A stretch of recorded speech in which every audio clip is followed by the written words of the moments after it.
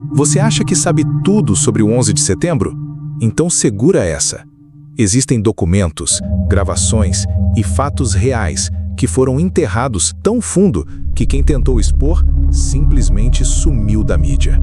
E olha, o que você vai ouvir agora pode mudar completamente sua visão sobre aquele dia. Mas atenção, assista até o final, porque a última parte vai te deixar de queixo caído. E não, isso não é sensacionalismo barato. É algo que foi mantido em silêncio por mais de 20 anos. O mundo parou em 11 de setembro de 2001. 2 aviões atingem as Torres Gêmeas. Um terceiro, o Pentágono. Outro cai num campo aberto. Milhares de vidas perdidas. E uma nação mergulha no caos. A narrativa oficial é clara. Foi a Al-Qaeda. Terrorismo puro. O bem contra o mal. Fim da história. Mas será mesmo? Desde então, milhares de documentos foram desclassificados, gravações vazaram e ex-funcionários resolveram abrir o bico. E é aqui que as coisas começam a ficar estranhas. Logo no primeiro ponto crítico, o colapso do edifício 7. Pouca gente sabe, mas além das Torres Gêmeas, um terceiro prédio desabou naquele dia, o World Trade Center 7, sem ser atingido por nenhum avião, sem impacto direto. Ele simplesmente caiu, de forma simétrica, como numa implosão controlada. Isso foi confirmado por centenas de engenheiros independentes. Até hoje, a versão oficial diz que foi por causa do fogo interno, mas prédios de aço não colapsam assim. Nunca colapsaram. E aí surge um dos nomes mais polêmicos, Larry Silverstein, o magnata que tinha acabado de fazer um seguro bilionário contra ataques terroristas para os prédios, poucas semanas antes do atentado. Coincidência? Talvez. Mas o detalhe é que ele recebeu a indenização 2 vezes, alegando que foram 2 ataques separados. Resultado, quase 5 bilhões de dólares embolsados. Outro ponto pouco falado, os exercícios militares que estavam acontecendo no exato dia 11 de setembro. Diversas agências estavam simulando ataques aéreos ao mesmo tempo em que os aviões reais eram sequestrados. Os controladores de voo ficaram confusos, sem saber o que era exercício e o que era real. Isso atrasou a reação da defesa aérea e deu tempo suficiente para os ataques ocorrerem sem interferência. Agora vamos mais fundo, as explosões internas relatadas por bombeiros e sobreviventes.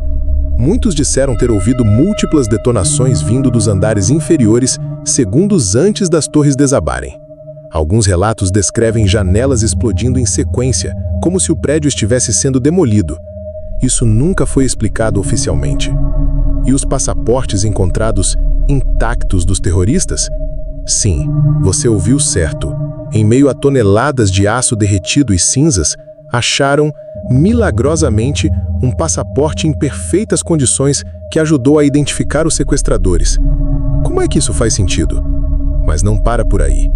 Vamos falar do Pentágono, um dos edifícios mais protegidos do mundo, cercado por câmeras. No entanto, até hoje nenhuma gravação nítida do avião atingindo o prédio foi divulgada. Só imagens borradas, frames incompletos e o mais bizarro, o buraco feito na parede não condiz com o tamanho de um Boeing 757. Especialistas sugerem que aquilo parecia mais com um míssil do que com um avião comercial. E por que o lado atingido era exatamente o que estava em reforma? Coincidência de novo? Pode ser, mas aí você começa a juntar os pontos. Agora, segura essa. Em 10 de setembro de 2001, um dia antes dos atentados, o então secretário de Defesa dos Estados Unidos, Donald Rumsfeld, admitiu publicamente que o Pentágono havia perdido 2,3 trilhões de dólares em gastos não rastreados. E qual o setor atingido no dia seguinte? O Departamento de Contabilidade do Pentágono. Que conveniente. Outra coisa que poucos falam. O Afeganistão já estava no radar dos Estados Unidos antes mesmo do 11 de setembro. Grandes empresas de petróleo e gasoduto já estavam negociando com o Talibã, e as conversas haviam travado. Após os atentados, intervenção militar, instalação de bases e acesso às rotas estratégicas. Guerra motivada por vingança ou por interesses geopolíticos? E mais uma coisa, vários membros da família Bin Laden estavam aonde? Nos Estados Unidos naquele dia. Sabia disso? E mesmo com o espaço aéreo completamente fechado, eles conseguiram voar de volta à Arábia Saudita sob escolta especial? Por quê? Qual o nível de conexão entre o governo saudita e os autores dos atentados?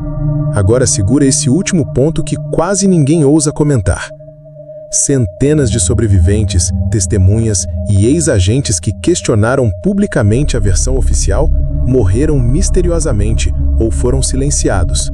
Alguns por acidentes, outros por suicídios e outros simplesmente desapareceram dos noticiários. Mas tem mais. A CIA e a FBI já tinham informações de inteligência sobre movimentações suspeitas meses antes dos ataques, mas ninguém agiu. Relatórios enviados à Casa Branca alertavam sobre a possibilidade de ataques usando aviões, foram ignorados. Um desses relatórios ficou conhecido como Bin Laden Determined to Strike in US. A existência desse documento só veio à tona anos depois.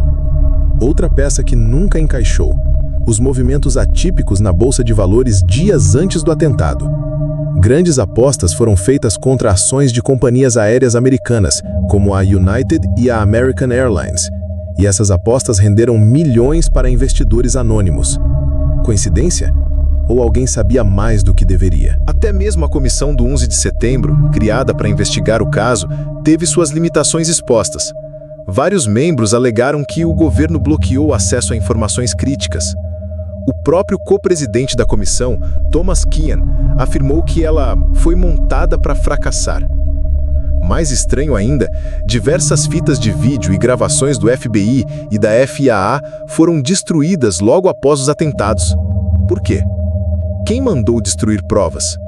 E o mais assustador, a própria NORAD, Comando de Defesa Aérea dos Estados Unidos, apresentou versões contraditórias sobre sua resposta naquele dia. E tem mais uma camada que poucas pessoas consideram: as leis que foram aprovadas após os atentados.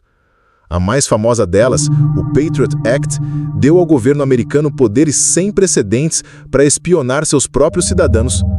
Telefones grampeados, e-mails monitorados, dados bancários vasculhados, tudo em nome da segurança.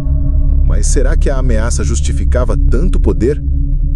O que se viu nos anos seguintes foi um verdadeiro estado de vigilância total, algo que antes só existia em filmes distópicos.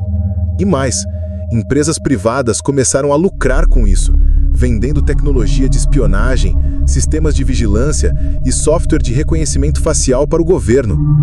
O 11 de setembro também serviu como justificativa para intervenções militares em diversos países, não só no Afeganistão e no Iraque. Síria, Líbia, Iêmen, todos se tornaram palco de operações militares ou de influência política dos Estados Unidos, sempre com o argumento de combater o terrorismo. E essas guerras geraram não só mortes e destruição, mas também bilhões em lucros para empresas de armamento e reconstrução.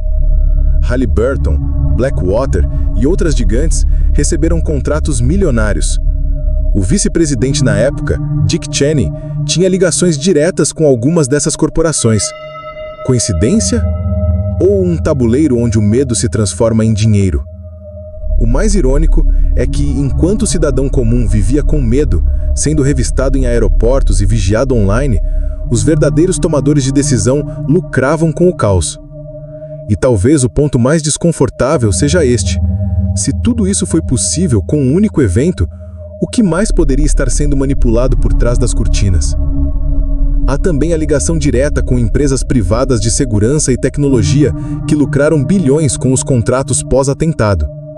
Empresas ligadas a nomes poderosos da política e até mesmo a famílias influentes que ainda hoje têm peso em Washington. E por fim, uma curiosidade desconfortável. George H.W. Bush, pai do então presidente, estava em uma reunião no dia 11 de setembro, com executivos ligados à família Bin Laden. Isso foi noticiado na época, mas sumiu rapidamente da mídia.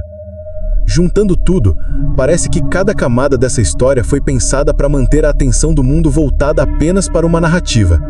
E tudo que fugia dela era rapidamente descartado como teoria da conspiração. Agora você entende por que esse vídeo precisava ser visto até o fim? Porque as peças se encaixam quando você tira os filtros da versão oficial.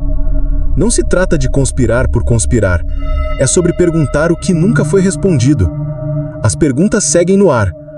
Por que tantos alertas foram ignorados?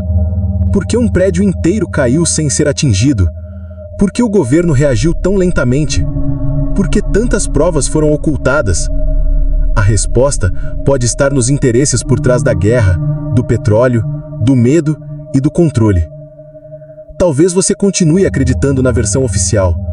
Ou talvez, depois de tudo isso, você comece a se perguntar: e se o inimigo não estivesse só lá fora, mas também aqui dentro? Se esse vídeo fez você pensar, então ele já cumpriu sua missão. Agora compartilha com alguém que merece saber disso, deixe um like para fortalecer nosso canal e principalmente se inscreve. Assiste esse outro aqui do lado, porque a próxima história é desse nível. Nos vemos lá.